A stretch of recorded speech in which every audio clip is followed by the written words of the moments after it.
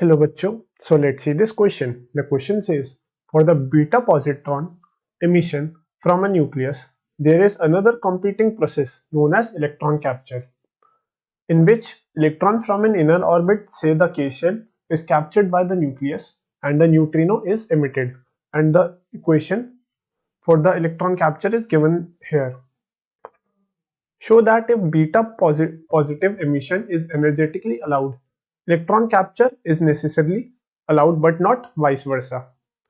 तो देखिए बच्चों, इस क्वेश्चन में अगर हम सबसे पहले हम बीटा प्लस और इलेक्ट्रॉन कैप्चर की इक्वेशन लिखें, तो बच्चों इन बीटा प्लस जो हमारी इक्वेशन बनेगी वो ये बनेगी, कोई भी हमारा सपोज करिए एक एलिमेंट है एक्स जिसका एटॉमिक मास ए एंड उसका atomic number Z, that forms atomic mass A and Z minus one X plus एक positron plus electron neutrino plus Q1 amount of energy, so this will be Y. और हमारा अगर हम ये है हमारा beta positive emission, अगर हम इलेक्ट्रॉन कैप्चर की इक्वेशन लिखें, सो इन इलेक्ट्रॉन कैप्चर हमारी जो इक्वेशन बनेगी उसमें हमारा K शेल से एक इलेक्ट्रॉन कैप्चर होगा by the nucleus and it will form a, एक वाई एलिमेंट फॉर्म करेगा of atomic mass A and उसका जो एटॉमिक नंबर होगा that will be Z minus one, एक neutrino plus Q2 amount of energy. ये question one, ये हमारी question two. अगर यहाँ पे हम Q1 अमाउंट ऑफ एनर्जी की वैल्यू लिखें तो Q1 हमारा बनेगा Q1 equals to mass of nucleus of this parent nuclear which is AZX minus mass of nucleus of Az minus 1y minus mass of electron. This will give the value and multiplied by c square. This will give the Q value for this reaction of beta positive emission. अब हम इसको हम लिख सकते हैं mass of atomic mass of AZX minus, this will be atomic mass of AZX ZME minus M, this will be A Z minus 1y minus Z minus 1 ME minus ME into C square। तो ये हमारी upon solving equation बनेगी हमारी M AZX minus M AZY minus 2ME into C square। इसको बोल देते हैं हम इक्वेशन नंबर वन। अब हम अगर Q2 की वैल्यू निकालें तो Q2 हमारा बनेगा M AZX and plus ME, basically हमारा यहाँ पे जो Q2 था इलेक्ट्रॉन का मास आ जाएगा प्लस ME और यहाँ पे आएगा mass of nucleus minus MN mass of nucleus of A Z minus one Y into C square. Okay, अगर हम इसको एटॉमिक मास के फॉर्म में लिखें तो this will be mass of AZX minus ZME minus AZ minus one Y minus Z minus one ME का whole का multiplied by C square.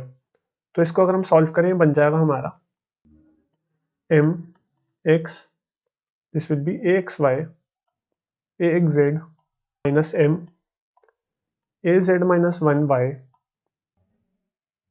का multiplied by C square. Okay, ये बन जाएगी हमारी क्वेश्चन नंबर टू।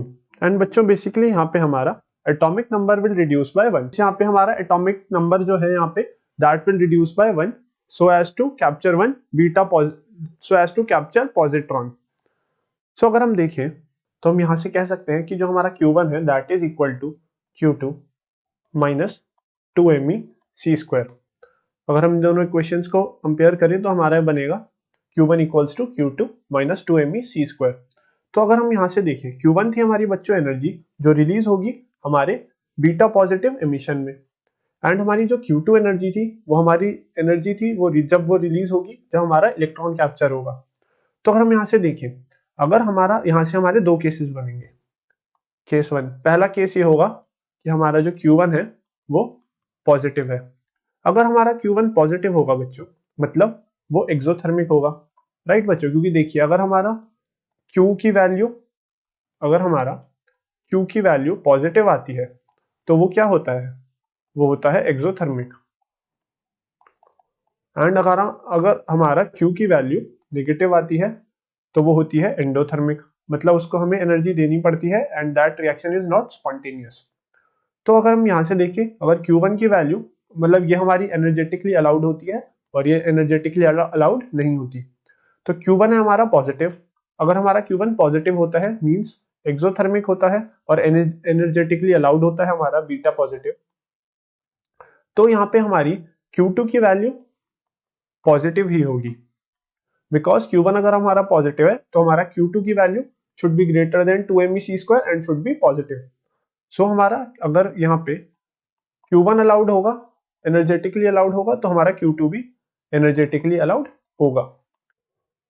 बट इसका अगर हम केस 2 देखें, तो केस 2 में हमारा ये है कि जैसे बोलता है कि अगर हमारा इलेक्ट्रॉन कैप्चर नेसेसरली अलाउड होगा तो हमारा बीटा पॉजिटिव एमिशन भी अलाउड होना चाहिए, बट ऐसा नहीं है। सपोज करिए हमारा Q2 इज पॉजिटिव हियर। अगर हमारा सपोज करिए Q2 पॉजिटिव है और वो एक एक्सोथर्मिक रिएक्शन शो करता है, बट ये नेसेसरी नहीं है कि हमारा जो Q1 होगा that will also be positive. Because अगर हमारा Q1 पॉजिटिव होगा, बट इसके भी दो केसेस बनेंगे कि Q2 पॉजिटिव है बट स्मॉलर देन 2mec² है, smaller than 2mec, greater than 2mec² है एंड स्मॉलर देन 2mec² है। तो अगर हमारा ग्रेटर देन 2mec² होगा एंड पॉजिटिव होगा Q2, then हमारा Q1 reaction will be exothermic, so both will be energetically allowed।